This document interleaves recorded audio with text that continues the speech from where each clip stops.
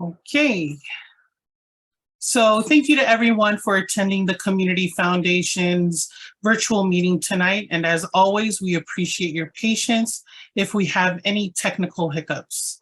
A couple of technical items before we get to the content of tonight's meeting. On September 16th, 2021, the Governor of California signed AB 361 suspending certain provisions of the Ralph M. Brown Act in order to allow for local legislative bodies to conduct their meetings telephonically or by other electronic means. Pursuant to state and federal guidance that discourages large public gatherings, meetings of the San Bruno Community Foundation's Board of Directors are being conducted electronically. Please know that we want to hear from you. If you are in the audience and you would like to address the board during public comment for items not on the agenda or any of our agendized items, please use the raise your hand button at the bottom of your Zoom screen. Once you raise your hand, the executive director will see that someone wants to talk and she will let me know that you are waiting. When it is your turn to speak, the executive director will call your name. She will unmute you and you will be given 3 minutes to address the board. If you are joining us by telephone, you may also address the board during public comment by pressing *9, and the executive director will address you and unmute you. You will also be given 3 minutes to address the board. Please note anyone in attendance may only speak once per agenda item. Leslie, do we have any emails from the public? We do not. All right, so let's begin our meeting. Item number 1, to call to order our meeting this evening. I now call the regular meeting of the San Bruno Community Foundation's Board of Directors of September 7th, 2022 to order. This Friday, September 9th, marks the 12th anniversary of the gas pipeline explosion in the Crestmore neighborhood that destroyed 38 homes, damaged 70 others, killed 8 people and injured 66 more. This event also led to the creation of this foundation, a fact that we, this board, try to always keep in the forefront of our minds while fulfilling our charge. To mark this anniversary, I'd like to dedicate this meeting to all of those affected by the explosion and fire 12 years ago. Item number 2, I'll turn the time over to Board Member Gomez for roll call. Thank you, President Tawny Johnson. Board Member Irving Torres. Here. Board Member Sapira Perry. Sapria Perry here. Board Member Melissa Moreno. Present. Treasurer Pac-Lin. She is excused. Excused. Secretary Raul Gomez is here. Vice President Jim Roy. Here. And President Melissa Natani Jones. Here. Thank you, Secretary Gomez. Item number 3, public comment. Would any members of the public like to address the board on a topic not on the agenda?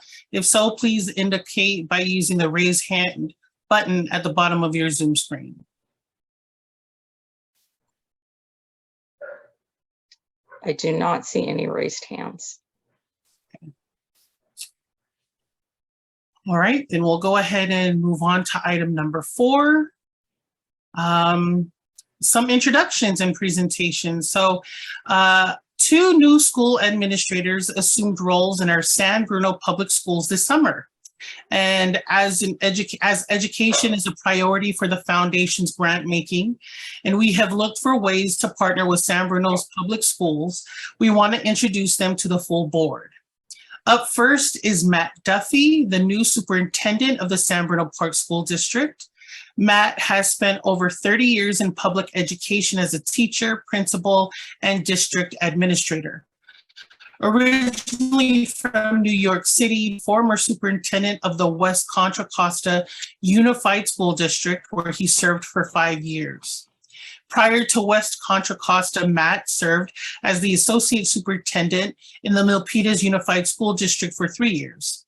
Matt also spent 9 years in Oakland Unified, serving as a regional superintendent and middle school principal.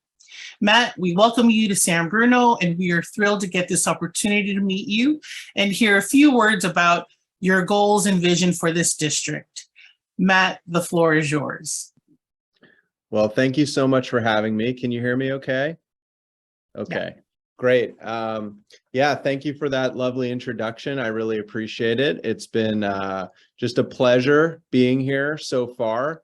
You know, we're all working really hard and have worked hard to get schools off on the right foot this year, and I think we've done pretty well. Later, kind of right before our music presentation, or sort of as part of it, I'll just share kind of 5 big goals that we have for the district, you know, that we've established with our school board together, which has been nice to be in collaboration with them and creating that sort of plan together. So, you know, eager to work with you all, really excited about the partnership, and having been to Parkside and seeing the music program and seeing what we're doing is really fantastic. So hoping to build on the good things that have been started, and looking forward to digging in with you tonight. Awesome. Thank you so much. Welcome. We're excited to meet you and get to know you as well, and to continue our partnership with the district. Would any board members like to say a few words? Yeah. Board Member Moreno? Just what a pleasure to meet you and welcome, and anything I can do as president of Skyline College to support you in your work, please reach out. Awesome. Okay. Are there any comments? Oh, please, Board Member or Secretary Gomez. Thank you, President Tani Jones. Excuse me, Superintendent. I'd like to, excuse me, my allergies are just bothering the heck out of me today, but I would just like to welcome you to San Bruno. These San Bruno kids mean the world to me, and I'm just really looking forward to rolling up my sleeves and working with you on all things San Bruno that relate to the San Bruno kids. So again, looking forward to the collaboration, and yeah, really great to meet you. Thank you, Secretary Gomez. Are there any comments from the public? Any members of the public like to say anything? No hands are raised. Okay, excellent. Well, again, thank you, Matt, for being here, and it was awesome to meet you today. We're going to move on to our next introduction.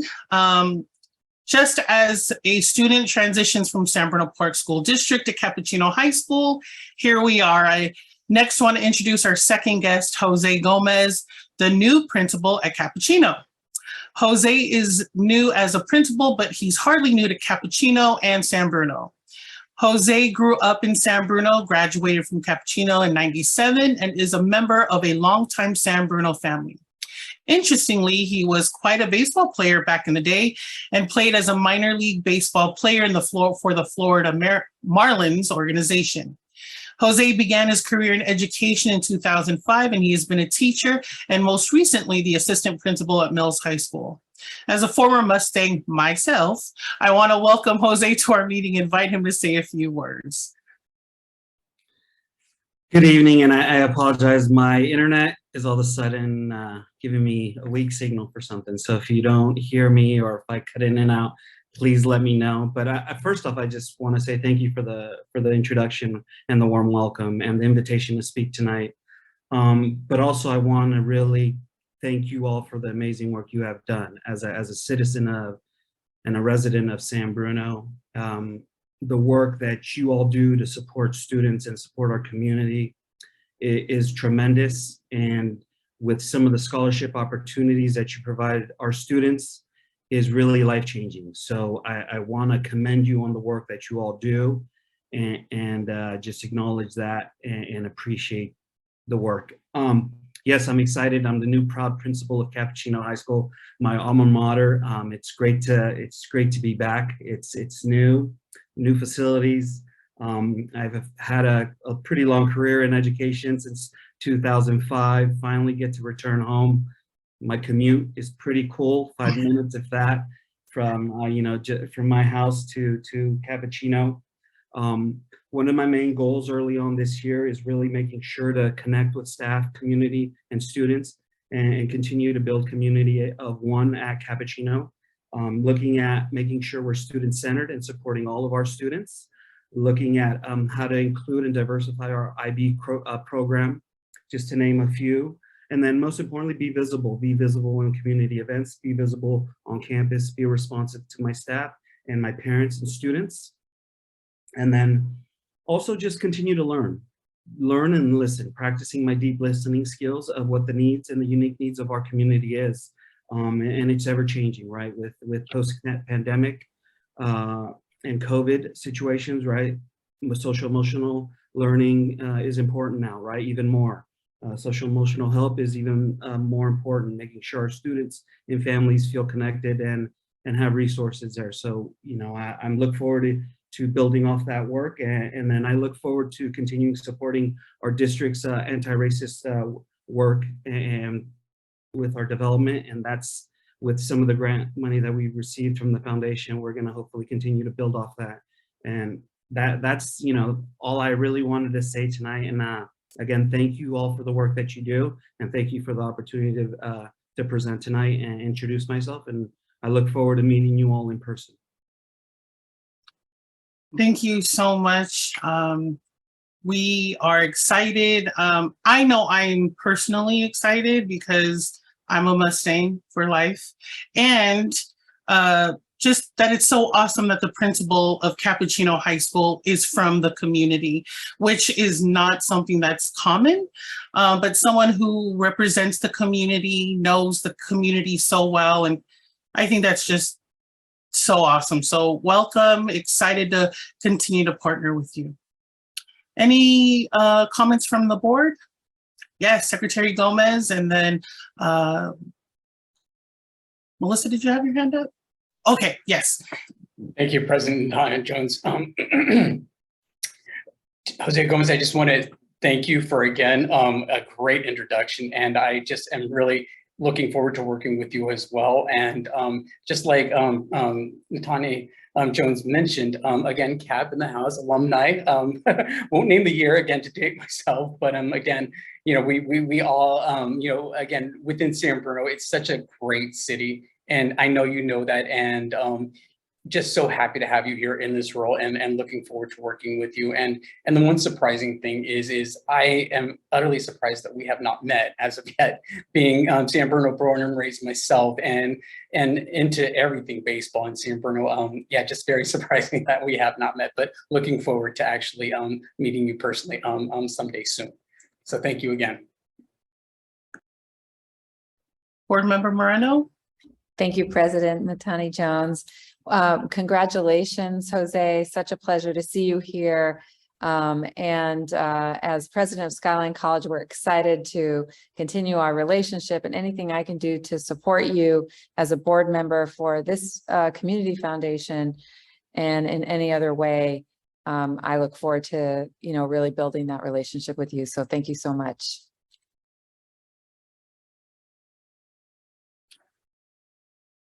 Yes, Vice President Wayne. Well, welcome. You got a lot of work ahead of you. Just before the pandemic, Leslie and I were getting ready to launch with the prior principal and administration a vocational work for the kids that might not totally appreciate what's out there and available for them as far as vocations and in the trades. And so we really look forward to kicking that off again, and it's going to be very exciting because we have a lot of the big labor organizations behind us. So look forward to working with you, and welcome. Anyone else? Any comments from the public?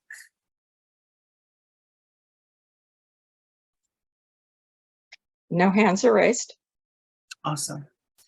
Okay, well, thank you, Principal Gomez, for being here.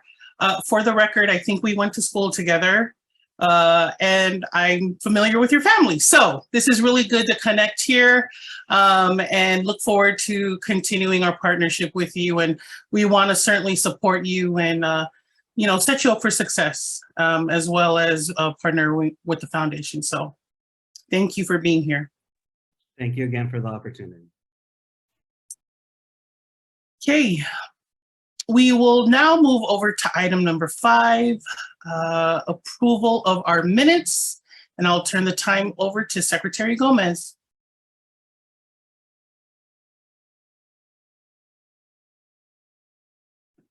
Thank you, President Natani Jones. So in your meeting packet from the August 3rd regular board meeting, do we have any comments from the meeting minutes from that meeting?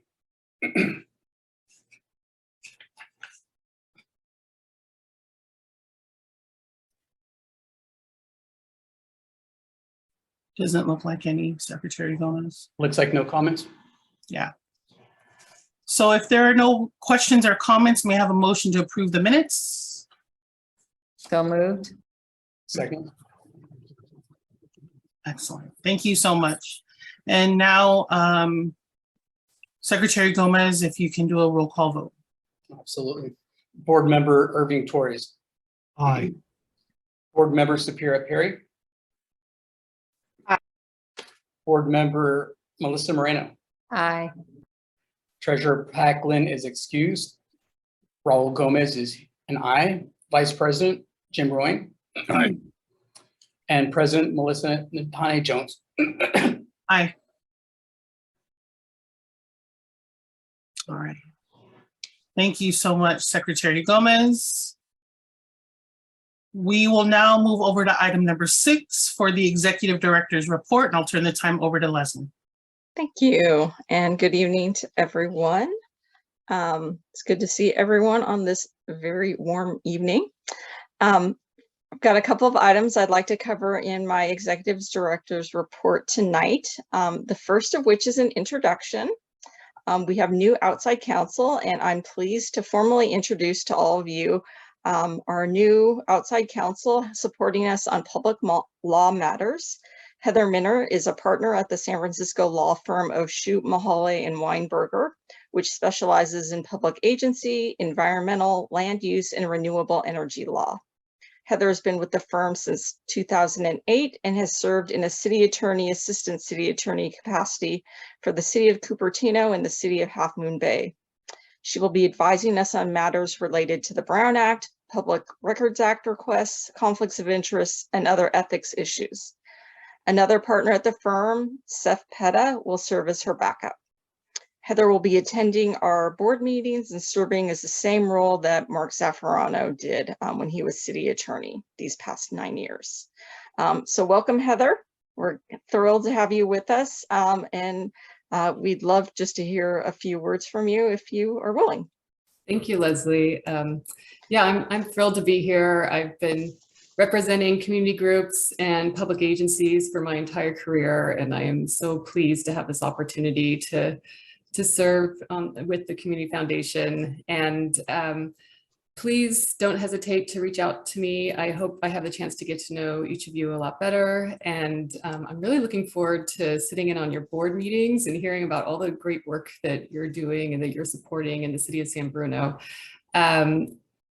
Based on tradition, I'll keep my camera off so you can focus on each other and the public, but no, I'm here and listening, and let me know if you need any assistance. Thanks so much. Great, thank you, Heather. A couple other items to cover. Our fiscal year 21-22 audit. Accounting consultant Frank Bittner has closed the fiscal year 21-22 accounting books as the year concluded on June 30th, 2022. And together, he and I submitted the initial set of requested reports and documents to the Foundation's auditors at Novogradac and Company. The CPAs requested a second set of documents, which we provided to them yesterday. So we are well into the audit process. Novogradac has committed to preparing draft audited financial statements by October 10th. And the audit committee will meet on Monday, October 17th at 3 p.m. to discuss the audit with the Novogradac team. Novogradac's Lance Smith, who is the lead on our account, is scheduled to present the audited financial statements at our November board meeting, as we normally do. So that is well on its way. Just wanted to briefly mention our fundraising and DEI consultants. As I mentioned last month, I've been working on finding a fundraising consultant to work with us to do some analysis on our realistic prospects of developing a fund development program, as well as the costs of such a program. I'm also looking for a DEI consultant to follow up from with our work from last year, because our previous consultant has retired. I'm doing final due diligence with a group of finalist consultants in both pools that have submitted proposals, and I hope to select both consultants in the next week or so, and we'll be reporting back to you shortly on that. In terms of our annual report, it is in production. It is with the graphic designer right now. We hope to get it to the mail house probably the end of next week, beginning of the week after. And the hope is that it will go out in the mail to all San Bruno addresses the first week of October. And so we do send that in hard copy both to residential and business commercial addresses throughout San Bruno to make sure that we get as wide a reach as possible. Of course, it'll also be available electronically on our website and links through social media. Also just wanted to mention that as we discussed at the last board meeting, the board had a discussion on strategic grant making priorities. The board requested that the ad hoc committee on program development consider developing a statement for the board to adopt that emphasizes the importance of addressing needs in the downtown area, which was requested by the city council. The committee will be meeting next week to consider that request, and will report back to the board at an upcoming meeting. Just due to scheduling over the summer, we weren't able to get that on the calendar until September. The board also expressed interest in learning more about the city's plans for the downtown area and requested that the city manager provide a report to the board at an upcoming meeting. Tonight, the board will get its first glimpse of the city's plans for Centennial Plaza, its current big initiative in the downtown area, and the city will provide further context on its plans for the downtown as this project is further presented to the board later this fall. That is my executive director's report. Happy to answer any questions you may have.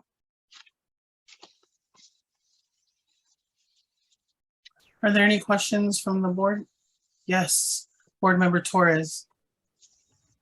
Thank you, President.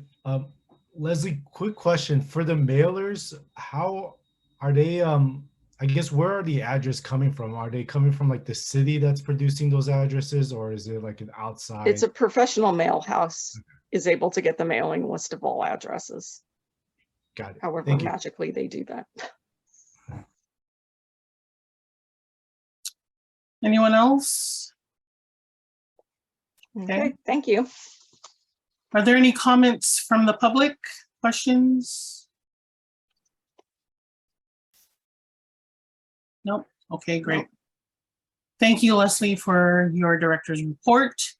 We'll move on to item number 7 for our consent calendar. We have 2 items on the consent calendar today as listed in the agenda. Unless there are questions, I call for a motion to adopt the consent calendar. So moved. Second.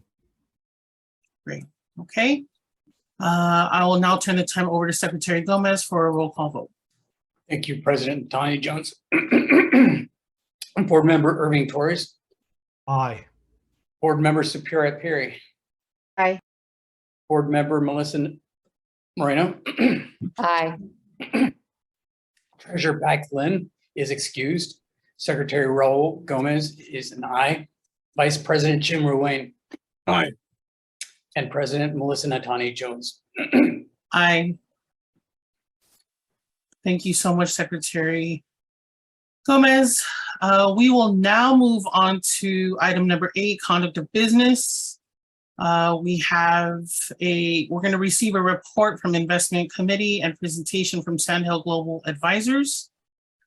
Treasurer Lynn is chair of this committee, but she's unable to attend tonight's meeting due to a work commitment. So Board Member Perry, who also serves on the Investment Committee, will introduce the report.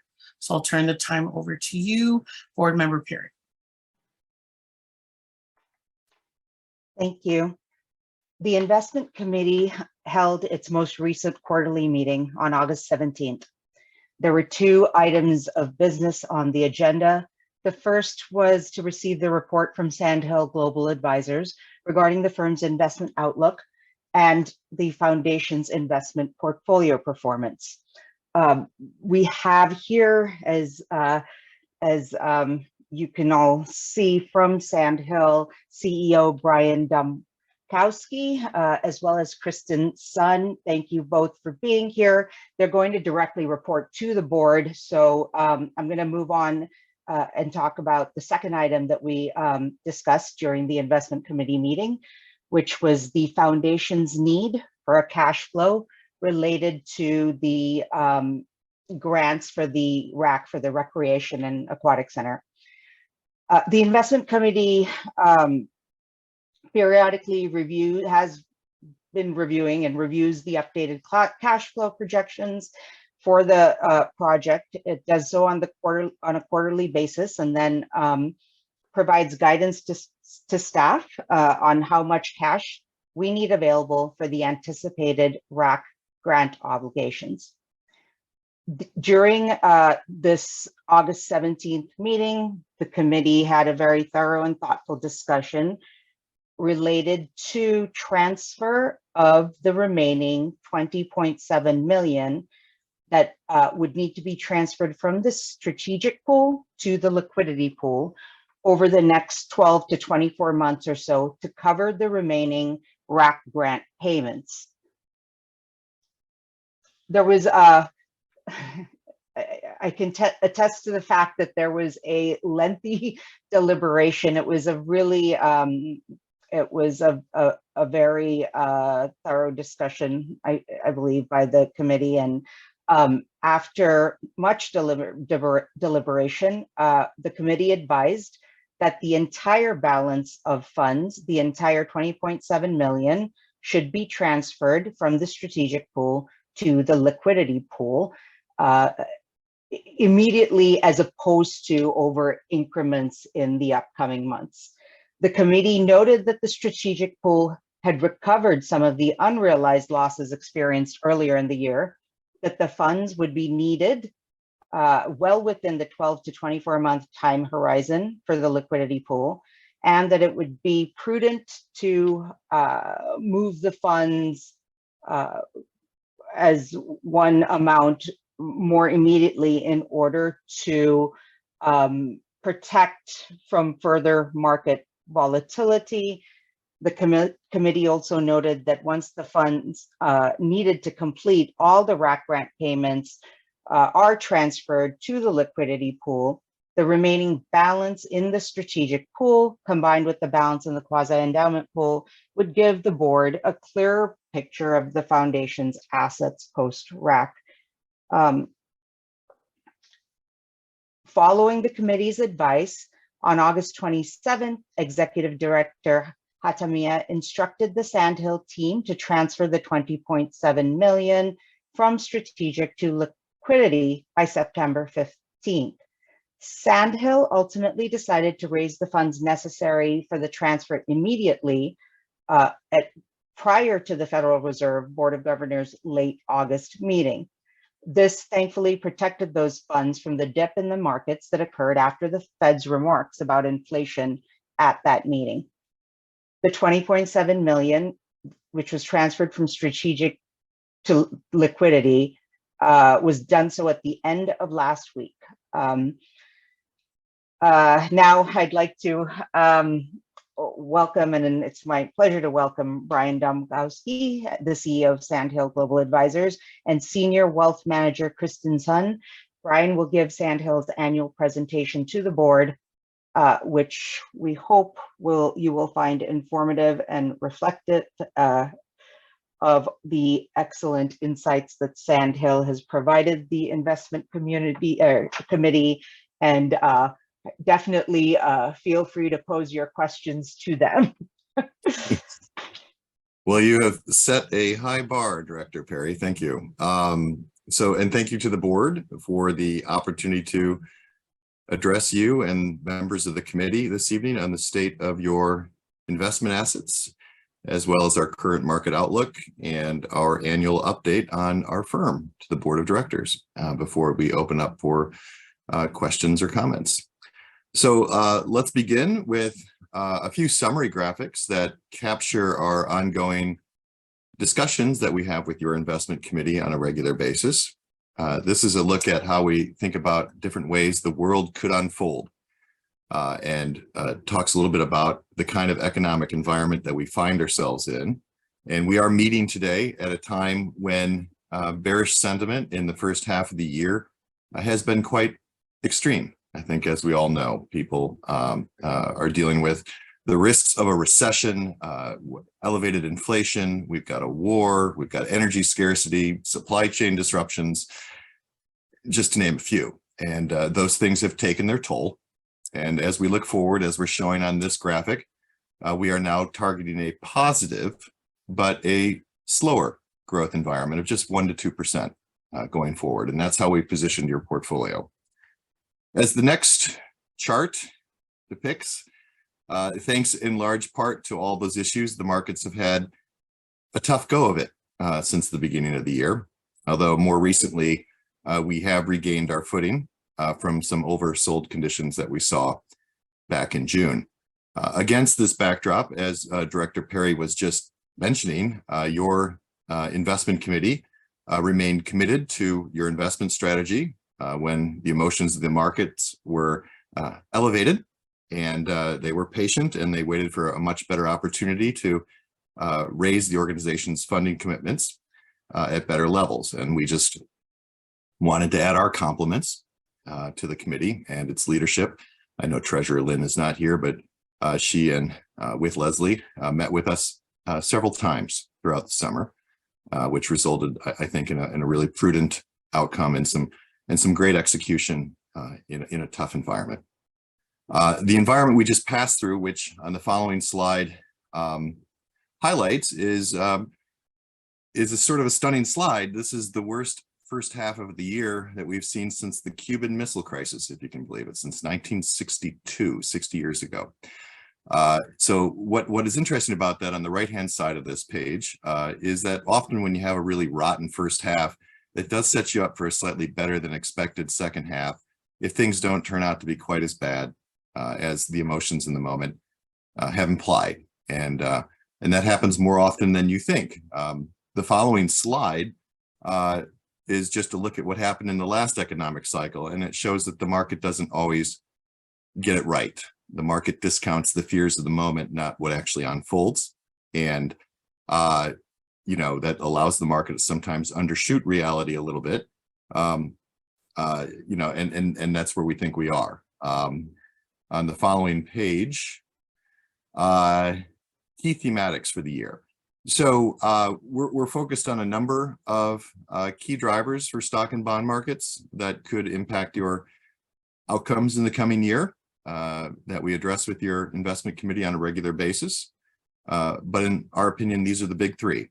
And they are whether or not we're going to experience a recession in the coming quarters, our progress in combating inflationary pressures, and then whether the pace of interest rate hikes will slow in the coming months. And so we'll just take a real quick look at each one of those three, which this is just a look at how economic growth actually has done on a quarterly basis up to this moment. And you can see we've just had these two back-to-back slightly negative quarters as there were some adjustments in inventories and federal stimulus dollars and things like that. And we wound up having two slightly negative quarters. And of course, there's no doubt that the Fed has been ratcheting down growth based on their actions. And so, as I said, we're looking for 1 to 2% growth. The third quarter is currently tracking for 1.25% to 1.5% growth. So we do not believe that we are going to see a recession. We think people will eventually call this a mid-cycle slowdown.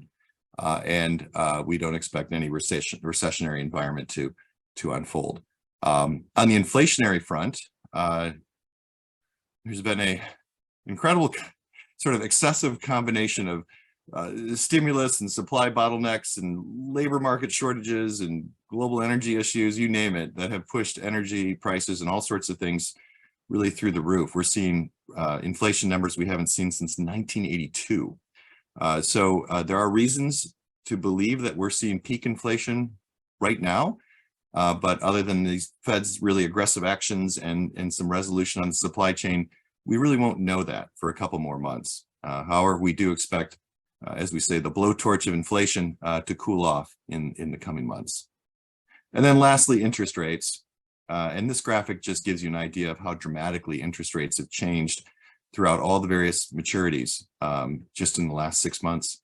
So the Fed has decided to front end load all their interest rate hikes, meaning be really aggressive up front.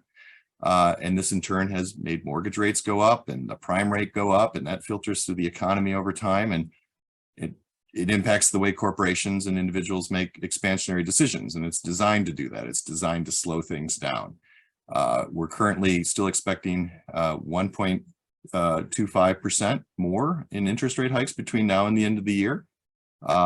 It is our view that then the interest rate cycle will come, this part of it, this phase of it will come to a close, and the Federal Reserve will pause and wait to see sort of how things turn out for a little bit before deciding what their next move is. So we do think that'll be a positive catalyst for the market. So just in summary, before I hand it off to Kristen, we continue to see an economic recovery. We are monitoring a number of key risks to that view. But the current moment here, we think those risks are manageable and are going to unfold in a decent way in the coming months. We do believe inflation will cool, employment market will hold up, corporate earnings will hold up, and the Fed will begin to pivot from a very hawkish stance that it's had on interest rates. And so those things incrementally, as they provide more certainty over time, will help the markets calm down as the year progresses.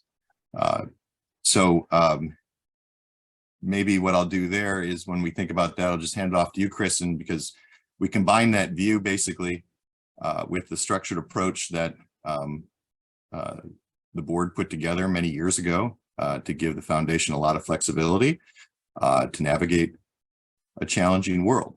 And it has worked beautifully. So compliments to the board, but also I'll hand it off to you, Kristen, to take us from here. Great. Thank you, Brian. And thank you to the board for having us again. It's good to see you all. I know some of you are new. It's the first time you've seen Brian and we thought it would be good to go through sort of the history of how the foundation came to the current structure of the investment portfolios. So I'll be brief here, but I just want to make sure we spend a little bit of time on this.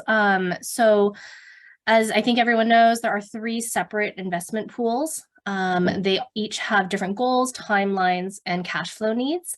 The quasi-endowment was created to have more of a long-term view, as you can see here, with cash flows of up to 7% per year. The strategic pool in the middle of the screen is more of a midterm view, and in fact, it was structured to be fully depleted within 4 to 7 years of inception. As going back into when the foundation first took possession of the funds, it was in 2016, and so 7 years from that leads us to next year, 2023. So I think the thought and the framework there really aligns with when the projected time frame of the RAC project is supposed to be completed. And then finally, the liquidity pool, which is a much shorter term time frame, 100% depletion within the next 24 months. And really, it's meant to just be a holding place for funds that have already been earmarked for spending.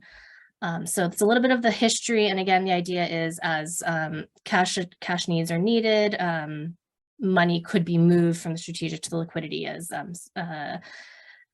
board member Perry explained, was the big topic of discussion in this last committee meeting. So a look at the fiscal year end portfolio update. This is all data as of the end of June. And as Brian mentioned, it was the second to worst start in the stock market in history. So it was a difficult period, but I think that the thoughtful approach to this big cash transfer. And the discussions over the summer were managed very, very well by your team. So you can see the balances at the time, at the end of June. You can see the allocation between stocks, bonds, other assets, and cash for all three pools. And we've also included performance, both for the full fiscal year as well as since inception for each portfolio.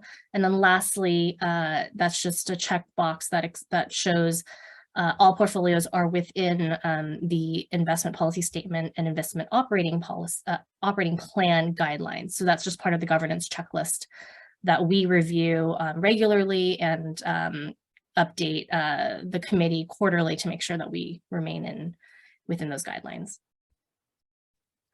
And then to look forward a little bit, so this slide is more of an update. It was last shown to the investment committee, and so you can see here what we've done is essentially just broken down the change in balances since the beginning of the foundation's funding of these portfolios. So you can see it was around just under 70 million back in 2016. And the balance more currently was just 56 million. So there's a $13 million change there. However, when you add up all of the transfers out, it totals nearly 31 million. So that is money that has been spent on all of these various community benefits that are listed here. Obviously, the bottom, the RAC project is the largest benefactor of those funds. But what this really means is there's essentially been about 17 million in net value add, caused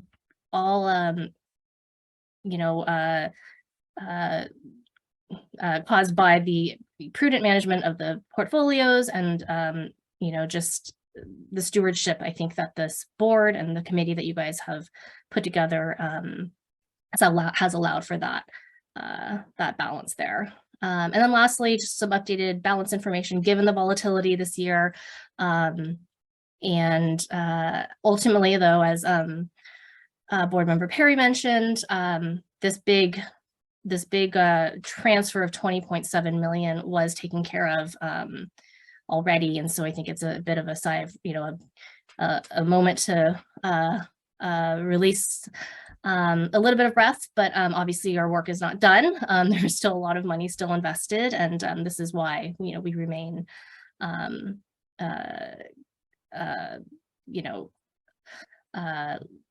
focused on, what's going on with the world and the markets and within the quasi-endowment pool, and also with the balance that still remains in the strategic.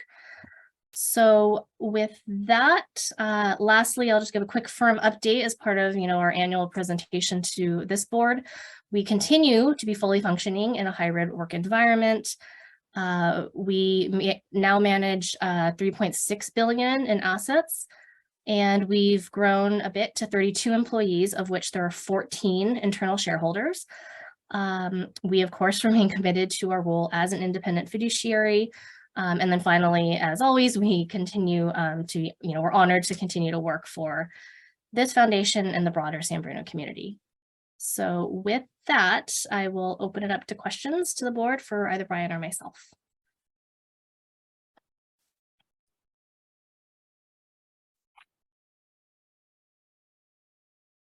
Any questions from the board?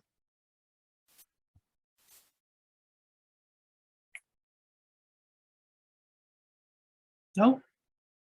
Oh, yes, Member Moreno.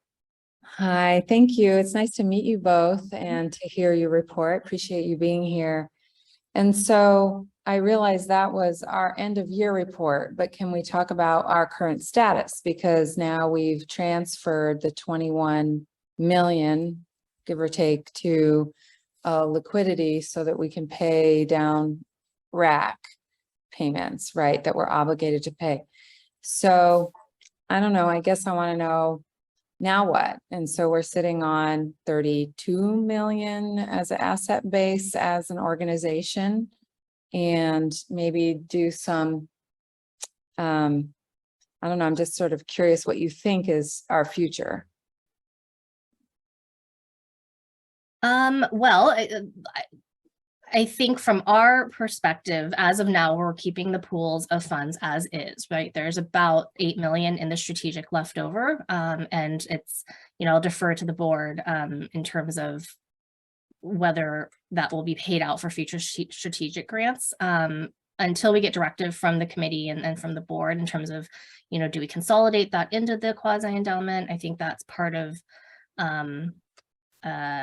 obviously you guys to decide, but we will continue to manage that account with the same goals in mind. We're not changing that, but of course, every year we do review the policy statement and the longer term plan with the committee, and more often if things have potentially changed, of course. So I think there is by next May, some potential conversations that will be happening in terms of that I think addresses your exact question. So for now, we continue on until directed otherwise. Thank you. Any other questions, comments? Yes. Thank you, Madam President. First of all, pleasure to meet you, Brian and Kristen. This was a great kind of understanding and historical perspective about these investments, especially as a first-year board member, kind of understanding the different pools. So I really appreciate kind of that clarity. I think a couple of things just for more clarification. One is you mentioned about the independent fiduciary. Could you just clarify what that means? And then my other question was, Brian, you mentioned about monitoring key risk. Could you provide like any additional context behind like what are those, key risks that you're monitoring? Sorry, my dog is, that's what I'm saying. I apologize. I apologize. Yeah, the key risk. Here, Brian, why don't I take the fiduciary You question? take the first one. He'll be done. I was going to defer to him on that one, but so we Sandhill is a firm. We're what's called a registered investment advisor, and part of the structure of our firm and how we are regulated by the Securities and Exchange Commission, it mandates and dictates that we act as a fiduciary, meaning we always have to put our clients' interests first. We cannot think about the interests of the firm and making decisions. And so essentially means clients' interests first. We are your fiduciary partner, and all of our advice and guidance to the committee, to you, the board, and to Leslie is just pure, advice in terms of what we feel would be in the best interest of you, of the foundation. So it's a very, puts us on the same side of the table. We're not, there's no confusion. It's fully transparent. But I'll let Brian add. No, that's perfect.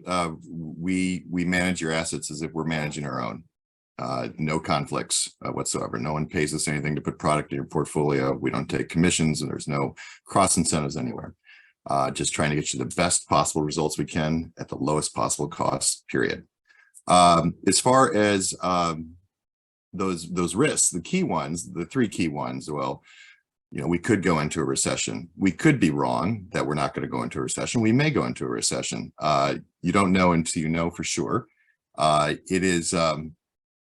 It would be the weirdest recession we ever had in our lifetimes. But if it happened, that would be a risk. There would be more downside to the market. If inflationary pressures remain elevated and the Federal Reserve is unable to tame them, they would have to raise interest rates a lot more. And if they raise interest rates a lot more, that would throw us into a recession as well. It would also impact stock multiples tremendously. So you have these sort of big picture risks around interest rates and inflation and whether or not we will tip into a recession or not because of the actions of the Federal Reserve.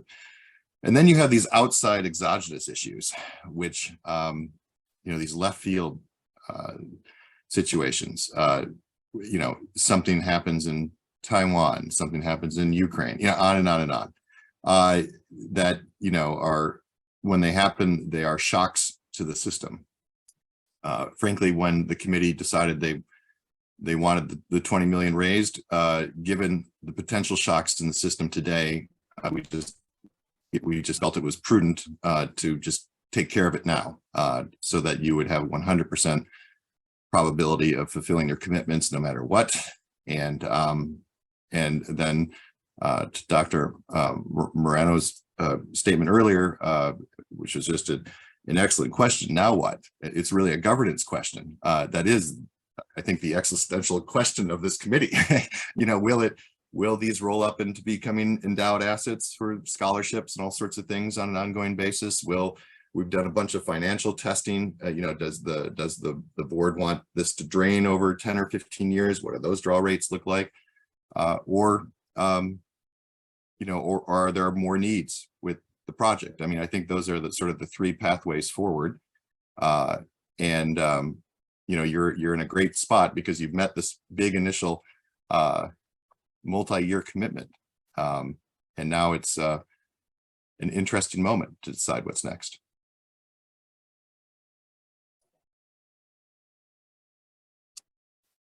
Okay, any other questions from the board?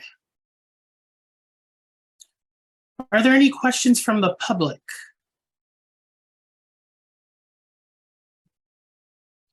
Don't see any raised hands. Okay. Excellent. Well, thank you so much, Brian and Kristen, for the report. It's always a pleasure to see you both, and we look forward for continued partnership. Thank you. Thank you. Appreciate being your fiduciary partner, and congratulations on your wonderful success in this moment. It's a really wonderful outcome, and we are looking forward to seeing the finished product. So thank you. Thank you all. Nice to see you all. Thank you. Okay, so this was just a report, so there's no action to be taken. So we're gonna go ahead and move on to item B, and receive report on music education strategic initiative from San Bruno Education Foundation, San Bruno Park District, Cappuccino High School Alumni Association, and Cappuccino High School. So as chair of the ad hoc committee on education initiatives, Secretary Gomez will introduce our guests, giving the report on the music education strategic initiative. I'll turn the time over to you, Secretary Gomez. Thank you, President Natanya Jones. So as you know, the music initiative or education strategic initiative is a partnership between the San Bruno Community Foundation, San Bruno Education Foundation, San Bruno Park School District, Cappuccino High School, and the Cappuccino High School Alumni Association, and was created with the goal of making music education a hallmark of San Bruno Public Schools. The original grants totaled $495,000 over the 3 years, and then we extended the initiative for a 4th year for another $68,000. Excuse me. In grants. For the San Bruno Education Foundation and the San Bruno Park School District, we allowed the use of the grants to extend into a 5th year, as the elementary schools and the programs could not be effectively delivered during the students virtually during the pandemic. Excuse me. The past April, the board approved the 2 additional years of funding for the initiative, providing $270,000 to the San Bruno Education Foundation to jumpstart a new 6th grade music program at the Parkside Intermediate School, and a $20,000 to the Cappuccino High School music program for the transportation and other costs related to performances and competitions, replenishing the instrument supply and instrumental and vocal sectional coaching. We are thrilled to hear a report tonight on the progress of these initiatives.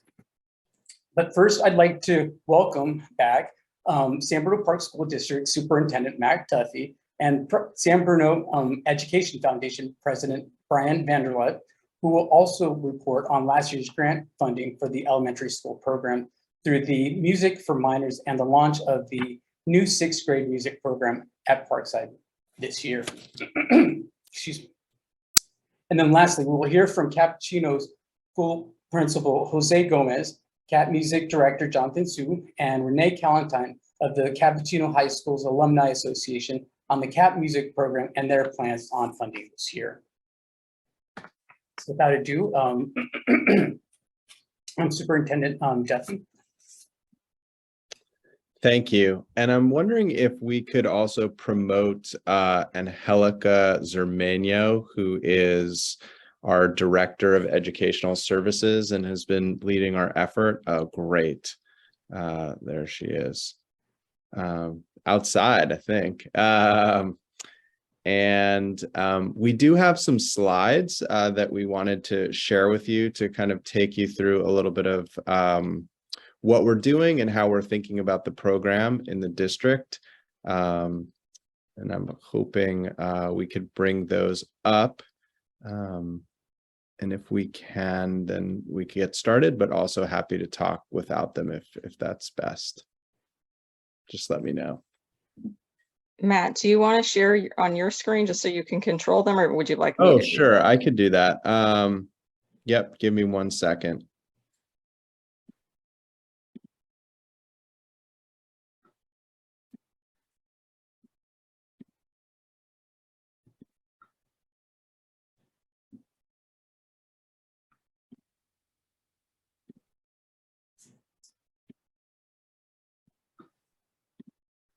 Great. Are you able to see my screen? Yes. Yes. Okay, great. Well, I'll say a couple of things and then I'm gonna turn it over to Angelica and we'll get to hear from Brian as well. Obviously, it's not lost on you that I'm the newcomer here, so I don't suppose to know everything that's happened and still getting set and getting up to speed on everything we're doing. So just wanted to share briefly, broadly, with the board. We were able to set really 5 big goals for the school district this year.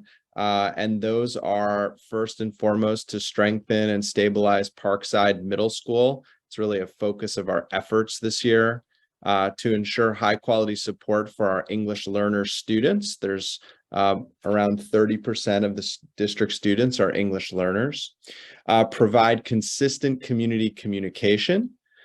Facilitate a culture of engaging instruction, and that's really where a lot of this music work fits in for us, and then improve some internal systems and processes. So that's sort of what we're doing globally across the district. Get back to, great. So I think I'm going to turn this over, Angelica, if you're able, if you have audio and you're able to talk to a couple of these slides, I'll let you do that, and then I'm happy to move us through our slides. And Angelica has been really vital in making sure the music program's going strong. Really did an amazing job with hiring this spring and summer. So we welcome her to this presentation. Thank you, Superintendent Duffy, and thank you, board members, for allowing the opportunity and the time for us to share our excitement about rebuilding the music program. We're excited because we've had a mission to grow critical thinkers and embrace diversity. But we really want to do this through musical experiences and make sure that all TK-8 students have access to music. So this year, that was our goal, to make sure that every child was exposed to music, not really knowing all of the past, but just, forging forward, to make sure that they become proficient in at least one musical instrument over time, and to boost their content language skills and brain function so that we can help boost scores as well. We can go ahead and move forward. As we wrapped up 21-22 school year, with the support of the San Bruno Community Foundation, we had the support of the Cost of the Music for Minors, which provided music for all students at the elementary. And with the COVID year, that was kind of off and on, but it did support whatever we were able to accomplish through that time. We can go ahead and move forward. Sorry about that. That's okay.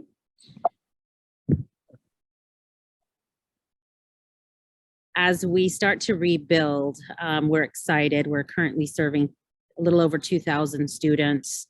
We're in the process of preparing to purchase our instruments, and we've been in school now for maybe a little over a week. We have 2 new music teacher positions, one in the middle school and one in the elementary. And that's how we have started out our year. We can go ahead and move forward. I can tell you a little bit more about that. We're excited about our team. We've already, we had them together over the summer to start planning. My understanding is that 2 of them at Parkside currently have been working together for quite some time. So we already are ahead of the game with working together as a team. And then Margaret Frost comes to us very excited to work with our elementary students. And so that's been really exciting to see, watching her travel from school to school and supporting the students already in their first weeks of school. With that, our TK2, we are offering currently at 30 minutes weekly for Music for Minors. We did have to continue that process. We tried to stretch our teacher, but unfortunately we have too many teachers to cover to be able to provide a real solid program for our 4th and 5th grade students that will be moving over to Parkside as we prepare for a solid band in the future. So we really wanted to make sure that 4th and 5th really got a really strong dose. And then we brought down instruments into the 3rd grade as well. So as we prepare and start planning forward, we will be making some adjustments here, and I'll talk about that in a later slide. Our elementary focus right now really is about looking through a multicultural lens. The students will maintain a music journal throughout the year, addressing socio-emotional, but also we want to maintain a focus upon implementing standard musical notation, as well as broadening their cultural horizons by introducing musics and instruments from a wide range of cultures and geographical locations and time periods. So I'm really excited about that curriculum for our students at the elementary level, and Margaret's already doing a great job. And then with regards to the middle school, as we move forward, Parkside, currently we're at 600 students. We're serving all 6th grade students with music, every child to get an extra dose. We are currently offering classes in music appreciation, beginning in advanced band, beginning intermediate and advanced orchestra, choir. And then our music appreciation swaps out mid-year to provide ukulele and also drumline. So we're excited about what we have going on. We have at least right now 100 6th graders enrolled. That does not include our 7th and 8th enrollment who have selected to be in these courses already. So we can provide numbers later down the line as we continue to solidify enrollment. But our goal for the future, and as I mentioned, we're so thankful and excited for this opportunity, is to really develop the elementary music program all the way down into the TK2, ensuring that they get access, hopefully, to a teacher in the future. We want to make sure we fund the purchase of additional instruments, which we will be rolling out in the spring as we continue to further develop that program. And then our hopes is that we can continue to sustain ourselves through our LCAP to make sure that we reserve funds for the future, and then plan for funding for hopefully 1 or 2 more elementary music teachers in 23-24. So that's just kind of a snapshot, real quick, down and dirty report, but overall, we're just really excited. It's been great working with the Ed Foundation and the Community Foundation in support of San Bruno Park as we continue with Superintendent Duffy to really re-erect our elementary schools and build a better future for our students. Thanks, Angelica. And I think we wanted to turn this part over to Brian to both thank him for his support and the foundation's Ed Foundation support, so we could sort of build this aligned vision through elementary and middle. And Brian, I don't know if you want to share a few words just about some of the community awareness around what we're doing to let folks know, or any of your other sort of closing thoughts around this. Sure. Thank you, Superintendent Duffy. I thought I would sort of reflect a little bit on the last 5 years of the Music Education Strategic Initiative. Looking way back that long ago, I think it was pretty much just Leslie and Renee and I who were there at the beginning, but you know, it's been an interesting few years, and what I want to reflect on is we launched the strategic initiative with this ambitious aim of transforming K-12 music education in San Bruno public schools, and doing so across 2 school districts, San Bruno Park and San Mateo Union High School District, which, accomplishing that feat would require not just a deep commitment of educational resources from cash-strapped schools, but would also depend on building an entirely new ecosystem of annual recurring fundraising to support these programs and building that from the ground up. But importantly, the outcome was really about establishing high quality music education that was accessible to every San Bruno student, regardless of their personal family financial circumstances or the school that they were attending. Which I hope we can agree that was really the outcome that we appropriately started with. And these already daunting tasks were further complicated over the last 5 years by churn in administrative leadership across the various sites, loss of every single one of the music educators we started with, multiple embezzlement scandals at our schools, and let's not even talk about COVID-19 pandemic, right? So we've had a lot to get through. And what I hope the board appreciates, as I do, is that despite these enormous challenges, I'm very excited by what was just presented in terms of where we are and where we're going. I think we have come through. And I think the point I'd really like to leave is that that's not coincidental, that we got to this point through continuous commitment. It was a non-linear trajectory, right? Where we started with a vision is maybe not how things really played out.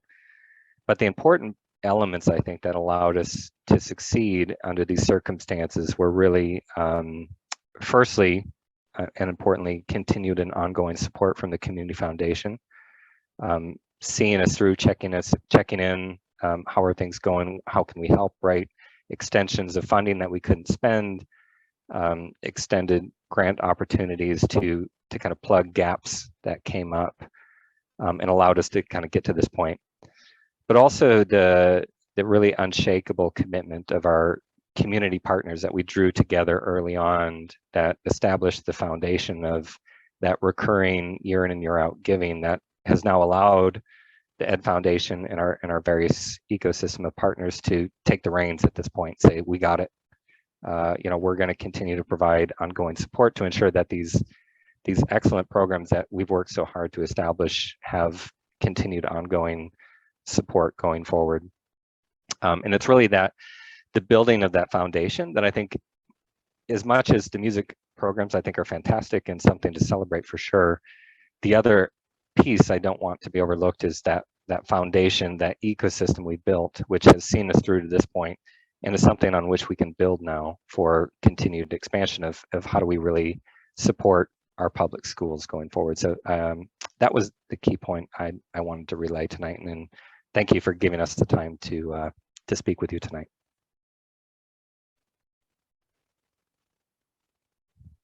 Thanks, Brian. And that concludes it for us. And I'm really excited to be here to support these instructors and these programs. And it's been a pleasure to be on campus and make sure we give them the support they need. So thank you to the foundation, and thank you for the time. No, thank you, Superintendent Duffy. I'm really glad to have you here, and really, like I said earlier, looking forward to working with you on future initiatives. And also thank you to Angelica Zermano for again speaking. I really enjoyed your presentation. And Brian, I just would like to say, thank you for the collaboration and with the Ed Foundation and Community Foundation. We've done some great work over the last few years, let's say, and it's really starting to pay dividends. So thank you for everything. Absolutely appreciate it. So with that, I guess we will transition to our cappuccino colleagues. So I would like to ask Jonathan Su and Renee Calentine if they could provide updates for their school sites. I guess, Jonathan, if you wouldn't mind going first.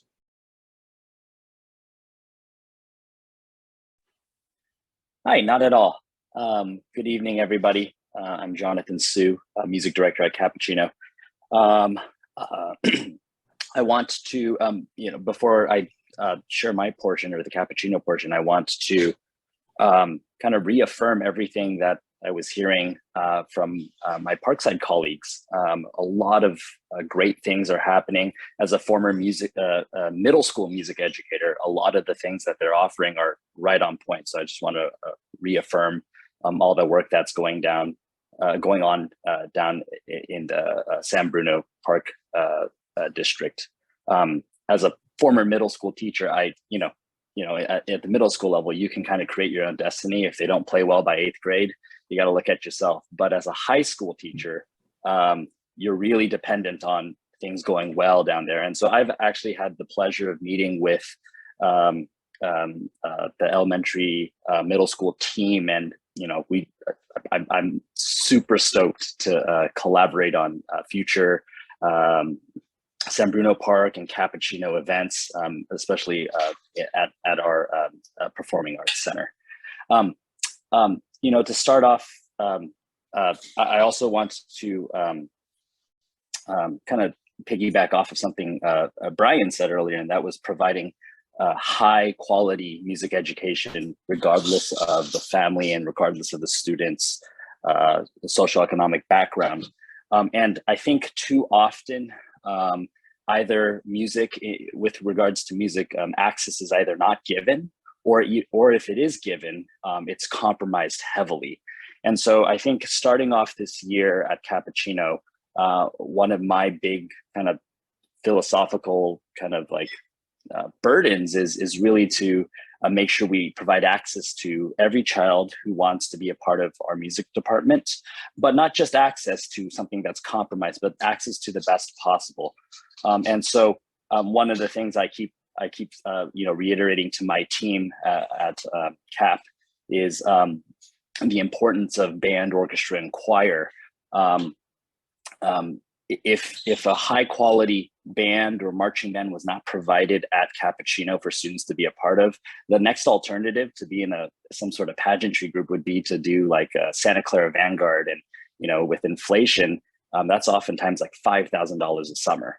If a great orchestra program was not provided at Cappuccino, you'd have to do a youth orchestra for, again, multi-thousands of dollars. And if a great choir wasn't provided, again, students would have to opt to do a private youth choir. All of those organizations are great, but if we want to provide access, I want to provide access to the things that you can't be a part of in your bedroom. You can't be a part of choir or band or orchestra in your bedroom. And so, one update I want to share with everybody is that we are finally at the point where I am teaching now 5 music courses. This was not the case last year, unfortunately. The numbers, due to the turbulence of the pandemic and the effectiveness of online teaching, really a lot of students were opting not to continue with their musical journeys. And so last year I was only teaching 4 music classes and 1 credit recovery class, which was not ideal. And I'm happy to report that we are back to 2 band classes at Cappuccino, 2 orchestra classes, and a choir class. That's not all we offer, though. We, in addition to offering all those like on the paper, we both bands combine into a marching band and color guard. I have some exciting updates about that. And we also offer IB music, since Cappuccino is an IB school. And we offer that on top of our chamber orchestra class, as well as our symphonic band for some of our IB diploma students. And in addition to all that, we also offer a winter guard and a winter percussion and a jazz band, mostly in the spring semester. So we're very busy at Cappuccino. I think the biggest piece of news for us is our marching band and color guard. This year, we decided to make the transition into a field show marching band. And so if you can imagine, if you like the USC or the San Jose State or some of these college marching bands at halftime, they're performing not just a parade, but they're actually performing on the football field. And so we have decided just through checking in with my staff and having had a really successful winter season last year, we decided to transition into a field show marching band. And so that's off and running. We have our first competition October 8th. And so right now the students are frantically learning learning their music, memorizing it, and then on top of that, memorizing specific coordinates. We call that drill on the football field, and putting all of that together. And so I kind of liken it to, for the longest time, the Cappuccino High School marching band has been legendary in the parade category, which a lot of band directors call marching band light, and it's totally fine. But I think jumping to field show, we are now transitioning to, like, I would say, the major leagues of high school music. And so we're very, very excited for that. We're very thankful for the funds that were, I'm thankful for the funds that were allocated to not only Cappuccino, but also to Parkside. Again, acknowledging the reliance that I have on my Parkside partners. On our end this year, we have purchased a couple of new instruments. We just purchased 2 mellophones, which are marching French horns for the football field. And we also purchased a marching baritone, which is going to be bell front. We have a whole plethora of percussion equipment that we've purchased as well. And then finally, I wouldn't be able to do any of this without my own team. And so we actually have 2 percussion staff, a color guard staff, and an administrative assistant / boosters liaison that we've hired, in addition to keeping Ms. Mavis Hirohara, who is our collaborative pianist for the choir. And then finally, we are also working, some of that money is also going to be used for transportation costs as we go to various contests, competitions, festivals, etc. And, you know, I really want to stress that I am committed and I really believe in providing the best to students, nothing that's watered down, just the best possible for our San Bruno students. But I think one other portion of the music department at Cappuccino that I want to highlight is this need for social emotional kind of care. I'm happy to say that the ensembles and the communities that come with music are especially at Cappuccino, are really taking care of our students. All of us have seen learning loss is something we can overcome, but we've seen kind of the damage that isolation from 2020 has really done to our students. And so there has really been an increase in need for students to be cared for. And I see this on a day-to-day basis. I see that I have a lot of students that need a caring environment to be in, not only just with staff caring for them, but also other older students or friends. I've had parents tell me that band saved their child's life and saved them from COVID. And brought them out of COVID. And those are things that I don't take lightly. I feel that my job is, yes, teaching the music literacy. I'm all for that. Teaching the hard skills, all for that. But just caring for students, especially during this time of recovery from coming out of the isolation of 2020 and 2021. Music is so critical now. And so in addition to providing the best possible access to everybody, I'm also, we at Cappuccino, we're committed to caring for our students' social emotional needs as well. And so I'm very grateful to the board. I think my boosters treasurer and Mr. Vanderlucht have struck up another conversation. The 20,000 that we received last April, it was right after that we decided, my color guard and percussion staff convinced me to start the field show marching band, which is a lot more expensive. And so we have not redoubled, but maybe retripled our efforts for fundraising at the Cappuccino Music Boosters as well. And so we're very grateful. Thank you very much. And that's all I have. Thank you, Jonathan, for an outstanding report, and just bless you for all you do that for the kids at EdCap.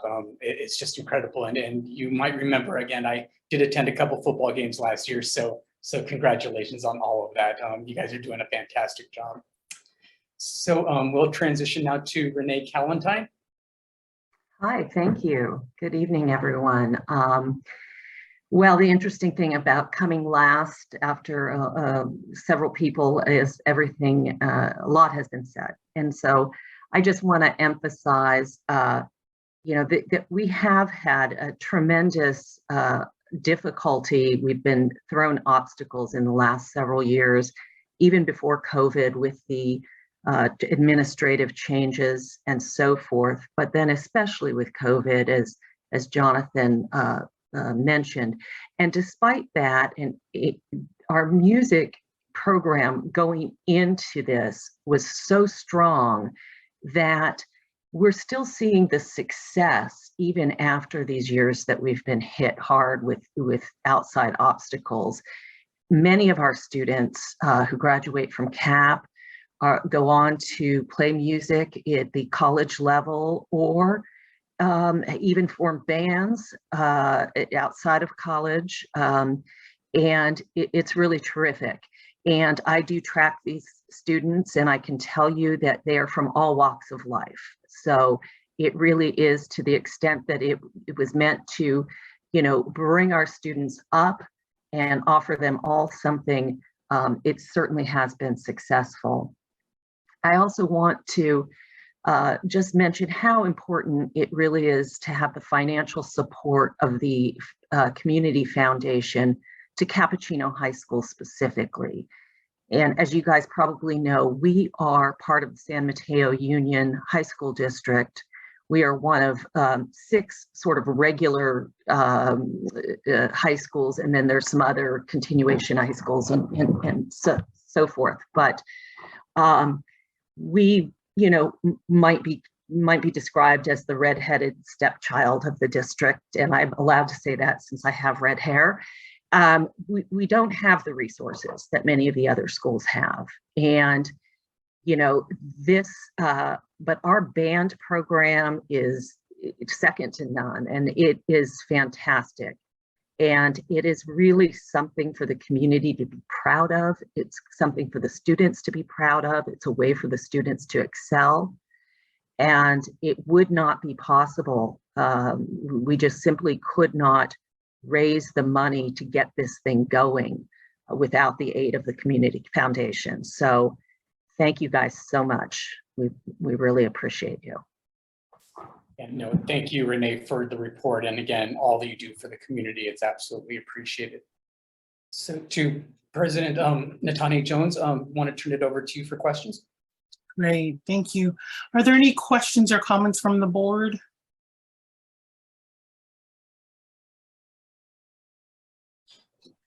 Oh, okay. Are there any questions from the public?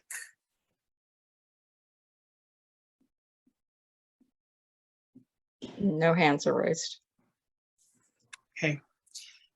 Oh, we do have a hand raised, Terry Chavez. I'm going to allow Terry to talk. Hi, can you hear me? Yep. Yes. Thank you. Thank you. Hello, everybody. I want to say thank you for everybody. I won't address everyone by name because there's a lot of folks here, but I want to thank each and every one of you for all the work that you do. I'm a community member, and I'm also on the school board for the governing board of the San Bruno Park School District. And I can't tell you enough how many parents, I can't express enough how many parents appreciate the music program in both of our schools. Both of our school districts, elementary school district and the high school district. We can't say enough good things about the music program. And if any of you have ever attended the prior winter or spring concerts at Parkside, they are amazing. And it's all attributable to hardworking folks such as yourself that are going through the process of looking at grants and donations. And also the music at the high school is impeccable. So I just want to give a big thank you on behalf of our community. And being on the school board, I do hear from a lot of parents. They are extremely pleased that we're starting the music program again at Parkside. And they're extremely pleased that those students are also being able to continue to learn and grow in their music skills as they leave Parkside and enter our feeder high school, which is Cappuccino. So thank you very much for allowing me to speak, and a big thank you to everybody involved. Thank you. Thank you, Terry. If there are no other comments from the public, I just want to again say thank you to all of you who've joined us and reported out. As you know, the foundation continues to support the work that you all do, as we know that music is very, very important for our young people. And so thank you. We're going to go ahead and move on to our next item. And it's receive report on Centennial Plaza project from the city of San Bruno and adopt a resolution creating an ad hoc committee on Centennial Plaza project. Centennial Plaza is an open space located at the intersection of Genevieve Avenue and San Mateo Avenue in downtown San Bruno. It is currently roped off from public use. The city has been exploring ways to enhance the beauty and beautify segments of San Mateo Avenue as part of their downtown streetscape greening and landscaping and park improvements effort. Led by the city's City Council Downtown Committee, the city has developed a plan to renovate Centennial Plaza into a usable community gathering space that can be used for resting, outdoor dining, and entertainment in a park setting. On August 23rd, the City Council directed city staff to move forward with the conceptual design and to work with the San Bruno Community Foundation and other community partners to identify additional sources of funding for the project. Community Services Director is here tonight to share the city's current plans for Centennial Plaza. After a presentation, the board will consider a resolution to create a new ad hoc advisory committee to research this possible strategic grant opportunity. Hi, Anne, welcome. And I'll turn the time over to you. Thank you so much, President Natani Jones, and thank you, all of you, for inviting me here this evening to present this project to you. So, Leslie, are you going to, can I share my screen, or do you have the? You can share your screen, Anne, Okay. and you can control them. Super. So I have a really brief presentation. Can everybody see the big picture of the park? I never trust Zoom. You think I'd know this by now. But as mentioned in the introduction, Centennial Plaza is located at the intersection of Genevieve and San Mateo Avenue. And it really is this very bold visual entrance to the downtown if you're traveling from Genevieve entering the downtown. And you can almost miss it if you're going in either direction on San Mateo Avenue. But here lies this large plaza. And as you can see from these existing conditions, the plaza, as mentioned, is currently closed. You can kind of see the cable that is fencing off any entrance into the plaza. The Parks and Rec Commission does like to kind of poke fun at it. It's the only park that we have that you actually can't enter. But a while ago, staff started talking about this and thinking it would be really great if we tried to do something to try to make this a usable space in the downtown. And I think these conversations started as far back as April of 2021, when we brought this downtown landscaping and greening proposal, things that parks could do at a park maintenance level. And the initial concept was to go about working on this park almost in a superficial, temporary way, but trying to make it so it was a little bit more landscaped, having some seating areas and in a place where that could actually be activated a little bit. And when we started working with this project, we realized that there was a little bit more complexity to the site. There were grading issues, which could mean ADA issues. There was a desire from council, and if you were going to use it for more robust entertainment and year-round entertainment, having electrical. And so we started working with the landscape architect through a couple of iterations of designs, went to council, and then the downtown committee began working with us a bit more directly, which was really helpful. And as mentioned on August 23rd, we had this concept plan reviewed and approved by council. And I'll kind of walk you through the different elements of the plan. If you start at the top center, I'll kind of go around it like a clock. At the top center of the plaza is a small stage. And if you look at the top of the screen, you can see a ramp entry. So the idea was to do things that, you know, it wouldn't require railing. It wasn't such a height that you needed. There's a certain height where you would have to rail the stage. But this is enough of a platform where it would really be able to set a small band, but it's tucked away enough where if people wanted to congregate on it when it wasn't in use, you know, it certainly kind of was just another element in the plaza. To the right is kind of a mixed surface combination play area and seating area. And we'll kind of look at some of the features, but instead of having play structures, the idea is to have these elements that could also be used as seating elements, but they were of enough interest where kids may explore and climb over them. And what is shown is a combination between a rubberized surface and a real set decomposed granite. As you kind of go back to the bottom in the center, you can see these kind of 3 white blocks, and those are representing like dining tables, kind of picnic tables with festoon lighting above it. In the open area where you see the kind of topo of a couple of, you know, cafe chairs and people, you know, the idea of this was to create a real flexible urban plaza. And so there is kind of this great space in the middle of it where we can have, put the holiday tree again and have gatherings and more of a celebration around that. If anybody made it to community day, we had a wonderful large stage on the plaza and we would still be able to fit that. And so this really was becoming, what was really lovely working with the downtown committee was they were very clear in a vision to kind of create an urban plaza with this flexible space that could really serve as a catalyst for activating the downtown and invited a number of different activities.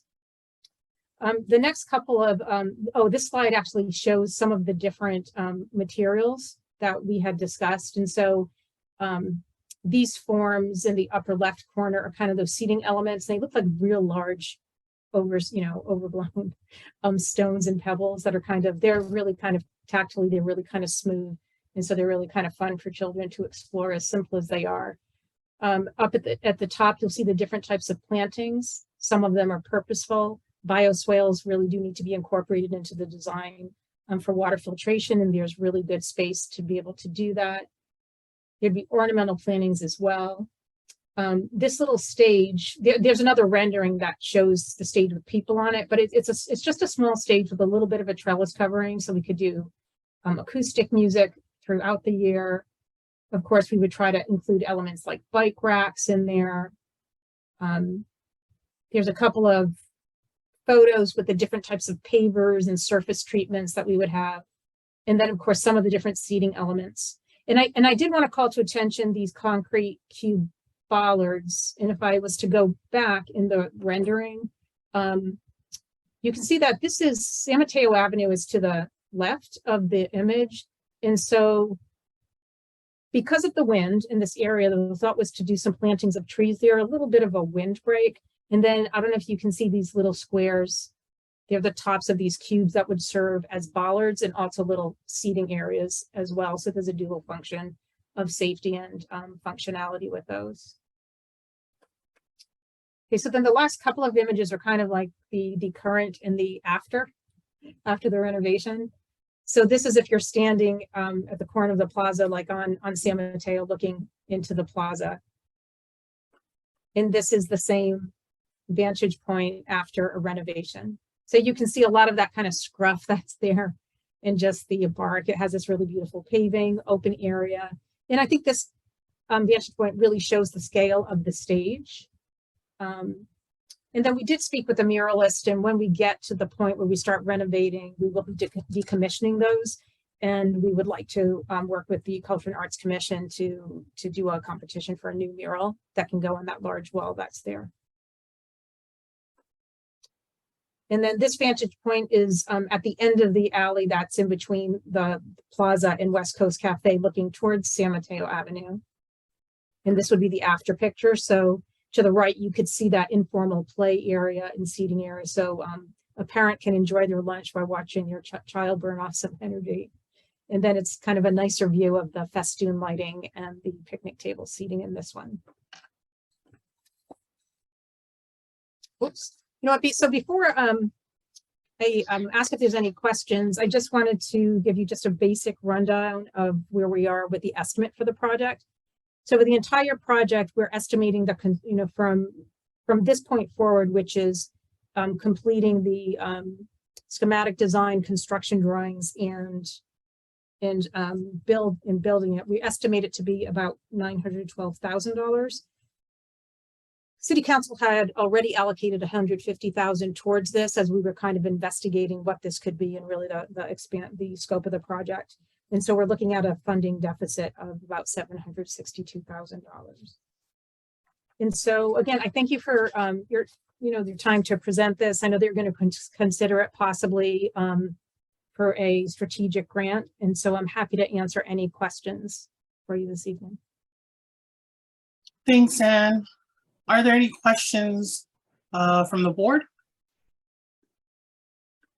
Yes, Secretary Gomez.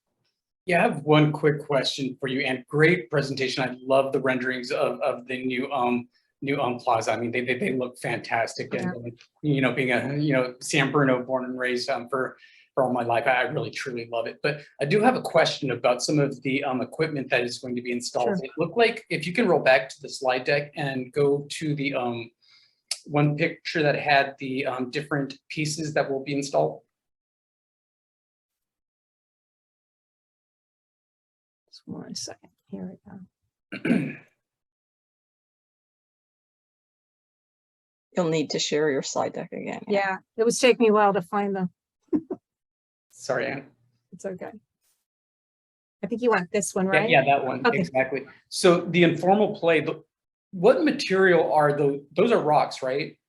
They're actually they're a real durable resin. They're cast, so they're not stone. They're actually more of a resin. Okay. It's an architectural grade that they use for building retrofits and things like that. The reason I called this out is the company that I work for actually did something very similar. We had a grassy area and they installed, I believe, the same type of resin or material, if you will. But what we found is that they get extremely hot. So when you try to sit on them, they're extremely painful to sit on, actually. And That's good to know. Okay. they removed them because, again, they looked really great and it was a great idea in concept. But once they actually installed them, they were, again, very heat prone. And once you actually sat on one of them, it was, like I said, just very painful. So I just wanted to see how committed we were with some of these items and seeing if we could flex to something different if possible. Yeah, well, they are just inspiration images. And I think that's a really wonderful point that you brought up. And actually, we were looking at furniture yesterday for the rack. Very exciting. And that came up as well for what we were going to put on the pool deck. And so sometimes there are a lot of PVC projects which kind of disperse heat a little bit better. So we'll be very mindful of that before we make any commitments. Thank you, Anne. Yeah, thank you for bringing that up. Thank you, Secretary Gomez. Are there any other questions from any other board members?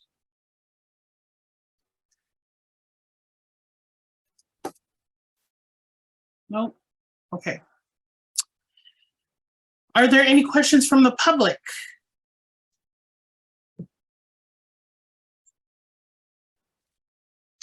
I do not see any hands raised. Okay, excellent. So thank you, Anne, for the presentation. You're welcome. We have a resolution before the board to create an ad hoc committee on Centennial Plaza project. This committee would research the Centennial Plaza project and bring back a grant recommendation to the full board. Board member Perry would serve as committee chair and Vice President Ruane and board member Moreno would serve as committee members. May I have a motion to adopt the resolution creating the ad hoc committee on the Centennial Plaza project? So moved.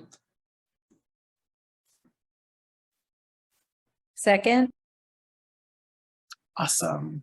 Thank you so much. And now I'll turn the time over to Secretary Gomez to take a roll call vote. Thank you, President Natani Jones. Board member Irving Torres. Aye. Board Member Superior Perry. Board Member Melissa Moreno. Aye. Treasurer Packlin is excused. Secretary Raul Gomez is an aye. Vice President Jim Roy. Aye. And President Melissa Natani Jones. Aye. Excellent. That's exciting. It's very exciting. Thank you so much. Thank you so much, Anne. Okay, we are going to move on to receive a report on programs, and we'll turn the time over to Leslie to discuss Community Grants Fund, Crestmore Scholarship, and our strategic grants. Thank you. I just wanted to give a brief report on our other programs for you tonight. First, we are exactly 2 weeks away from the September 21st deadline for the Community Grants Fund. Local organizations have begun completing the online application, which is available on our website. We conducted one grant workshop on Zoom on August 16th, which was well attended. Our second and final grant workshop is tomorrow at noon, also on Zoom. Attendees need to just go to our website to register, and then they will get the Zoom link. If you know anybody who's interested in applying and wants to just learn more about the process, please send them to the grant workshop. We are also assembling, or we have basically finished assembling our review panel of volunteers that will be reading and evaluating all of the applications. Wanted also to give you an update on the RAC grant payments. In the first quarter of this fiscal year, which started on July 1st, the foundation has made payments on the Recreation and Aquatic Center grants totaling just under $3.6 million.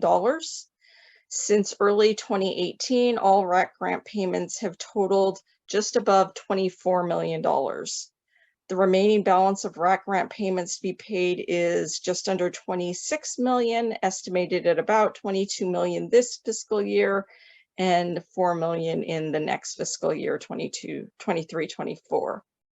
The next set of quarterly RAC grant reports are due to us in October, and after that we will make our next set of RAC grant payments. As you heard earlier in the presentation, the funds have all been moved to our liquidity account, so it is all safe there and will be ready to pay out as the reports come in for funds spent. Finally, or actually not finally, but next, I wanted to thank all board members who attended the Tanforan Memorial Ribbon Cutting. That event took place on Saturday, August 27th, and the foundation was well represented there. There was a moving, heartfelt 2-hour, slightly long ceremony featuring an array of speakers, including a number of our local electeds, from Jackie Spear to State Senator Josh Becker to Assembly Speaker Pro Tem Kevin Mullen, San Mateo County Supervisor Dave Pine's Chief of Staff represented Supervisor Pine and the Board of Supervisors, our own Mayor Rico Medina, Acting General Counsel of Japan, and a host of representatives of a number of community organizations related to the project. And of course, right at the end was our own President Melissa Natani Jones, who helped close out the ceremony. Thank you, Melissa, for representing us during the proceedings so eloquently. Wanted to just show a couple of photos from the event.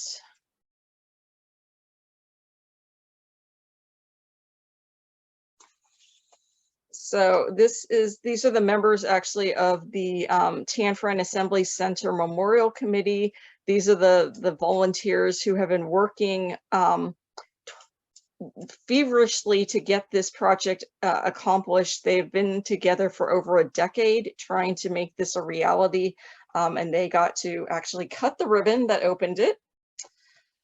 This is what the memorial looks like if you're walking away from the BART station towards the food court of the shops at Tanforan.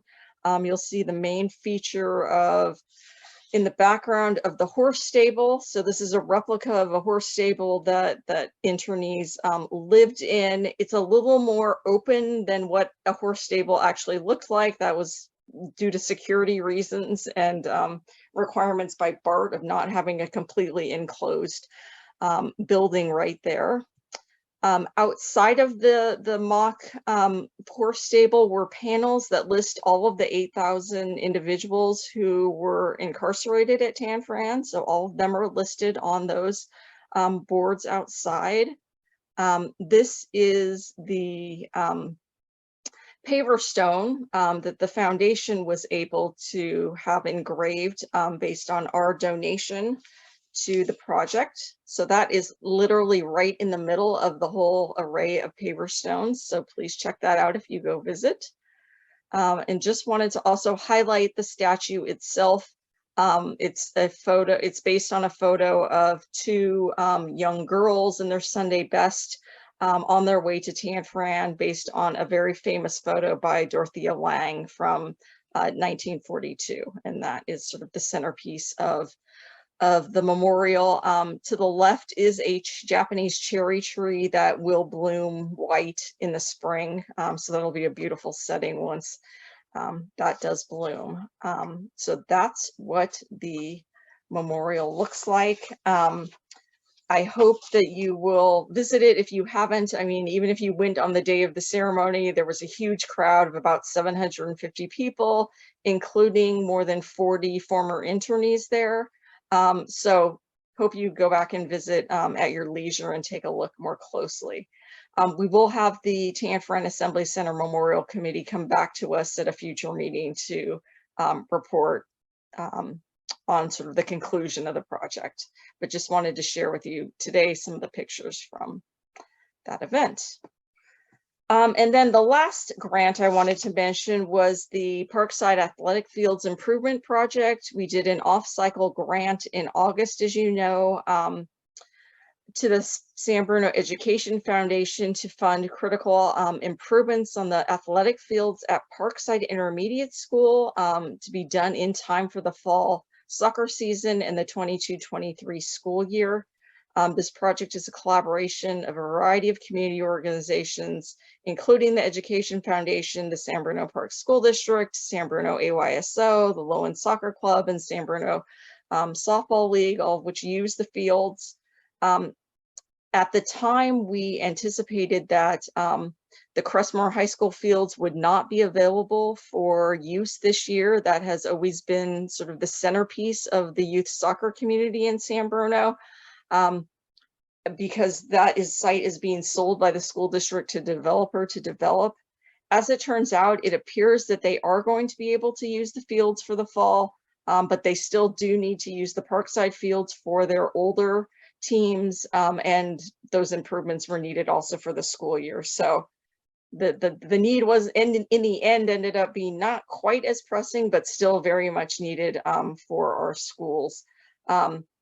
The school district is looking into creating more of a long-range plan for the athletic fields, and we look forward to hearing how that develops in the future.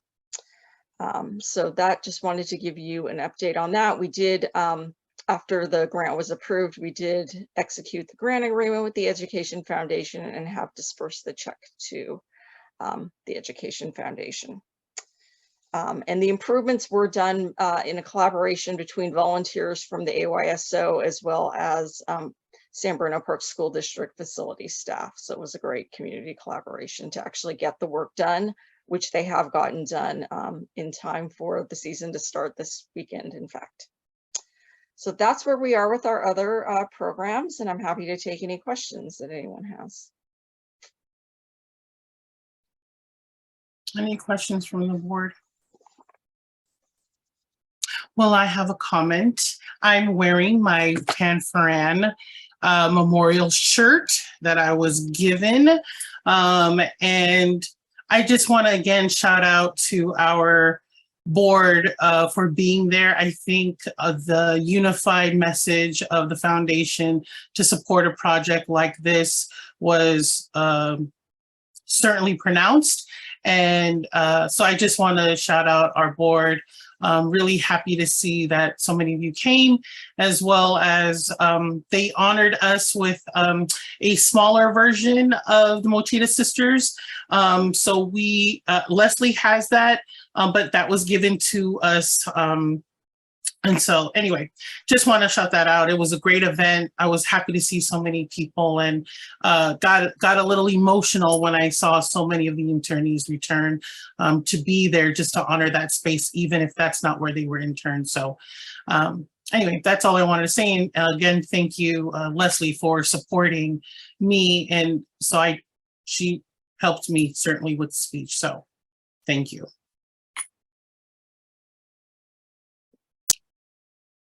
Yes, Board Member Torres. Yeah, thank you. I just also want to reiterate that, it was an exciting event, and as someone that, has seen this committee work on this for 10 years now, just to see it come to fruition was pretty remarkable. And it was just a great day just to be in community. And last but not least, while, it was a lot of people there, I did go the next day to really just take a walk around. And one of my big takeaways was just, because I kept hearing the word about Japanese ancestry. And as I was reading some of the kind of the information behind it, I was surprised to learn about, that there was Japanese Peruvians that were also in part of the internment camp. And as descendants, my parents are from Peru. I just kind of, that day just did a lot of research and understanding and so forth. So, I just took a lot away from the whole experience that weekend. So thank you.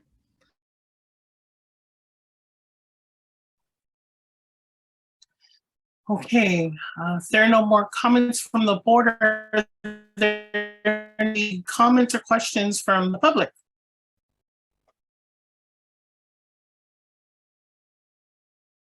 I do not see any hands raised. Okay, thank you for the report. No action to be taken. And now we'll move on to item number 9. Would any of the board members like to make a comment at this time? No? Okay, then we will move to item number 10. May I have a motion to adjourn the meeting? So moved. I'll second. Thank you. Thank you again, Heather, for being here. Pleasure to meet you. We look forward to working with you again in the future. We are adjourned, and our next regular meeting is scheduled for Wednesday, October 5th, 2022 at 7 p.m. on Zoom. And we will see you all then. Have a good evening, everyone. Thank you to the public. All right.